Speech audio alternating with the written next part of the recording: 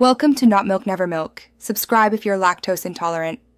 You begin by confirming prerequisites and starting the official update flow. First, back up Google account data and photos so nothing is lost. This protects you if an install fails. Once done, plug into power or ensure at least 50% battery and connect to stable Wi-Fi to avoid interruptions and carrier charges.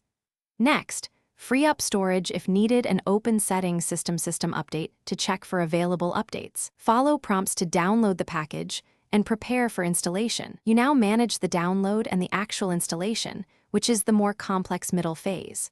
While downloading, avoid switching networks and watch for download integrity errors. This reduces corruption risk. When the package finishes, grant any permissions and tap Install. The phone will reboot into recovery and apply the update, showing progress indicators. Do not power off. If you used an OEM tool or sideloaded a file, follow that vendor's exact commands or fast boot steps to avoid bricking the device. You finish by verifying the update and addressing glitches. After the final reboot, confirm the Android version in About Phone and validate core apps. Some apps may need updates to run correctly, so update them now. If you see sluggishness, clear the system cache or reboot twice. If an app misbehaves, reinstall it. And if the phone won't boot or gets stuck in a loop, try safe mode, restore from your backup, or contact the manufacturer.